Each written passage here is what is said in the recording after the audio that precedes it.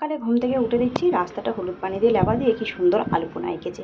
আসলে ওদের বাড়িতে আছে বিয়ে বাড়ি, সেই জন্যই এভাবে সাজিয়েছে। দেখতে কিন্তু আমার খুবই ভালো লাগছে। এটা আমি এখানে এসে প্রথম দেখলাম। তোমরা যদি কেউ আগে থেকে দেখে থাকো অবশ্যই কিন্তু জানিও তো, আমার তো খুবই ভালো লাগছে দেখে।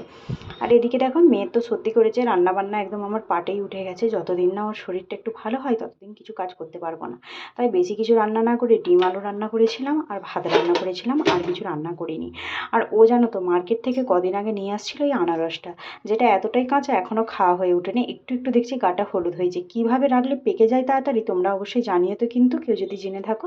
আর দেখো এটা তো রেখেই দিয়েছি আমি এইভাবেই, যে কবে পাকবে তবে এটা খাবো। আর বিল্ডিংয়ে দেখো কাল বিকালে পানি গেছে, আজকে বিকাল প্রায় 5টা বাজতে যাচ্ছে, এখনও কিন্তু পানি আসেনি। সেই রাত্রি 9টা সাড়ে 9টার আগে পানি আর আসবে না। আর এদিকে মেয়েকে দুপুরে ঘুম দিয়েছিলাম, ও ঘুমোচ্ছে। মেয়েটার আমার খুবই শরীর খারাপ হয়ে গেছে, সর্দিটা হয়েছে। একদমই ভাত টাত খেতে পারছে না, ওর এমনিই খাওয়া নেই, তার জন্যই তো ও এত রোগা। আবার শরীর খারাপ হয়েছে আর একদমই খেতে পারবে না। ডাক্তার কালকে বলেছে ওকে হালকা কুসুম গরম পানি সবসময় দিতে, ঠান্ডা পানি না দিই। তার জন্য এই ফ্লাক্সটাতে আমি 1 ফ্লাক্স করে গরম পানি করে রাখছি, যেটা ওকে সারাদিনে খাওয়াচ্ছি। আর দেখো সারাদিন খেতে পারেনি বলে বিল্ডিংয়ের নিচে আজকে একটা ফলওয়ালা আসছিল, তার কাছ থেকে ওর আপুজি ওর জন্য এই ফলগুলো নিয়েছে। এই আপেলটা দেখতে সাইজে ছোট হলেও খেতে কিন্তু খুবই ভালো।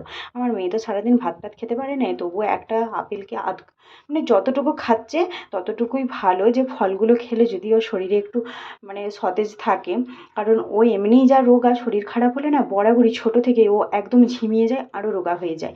আর নিয়েছিল এই যে 500 বেদানা। তো এগুলো তো আছেই। আর জানো তো কদিন আগে মার্কেট থেকে মেয়ের জন্য এনেছিল 2টো কমলা লেবু। একটা মেয়েকে খাওয়াতে পেরেছি, আর সর্দিটা করে গেছে তারপর থেকে আমার মেয়ে আর কিছুই খেতে পারে না। আর ও ঘুমোচ্ছিল, সেই ফাঁকে আমি এইভাবে ছাড়িয়ে রেখেছি, ঘুম থেকে উঠলে দেবো। যদি যতটুকু খাই ততটুকুই ভালো।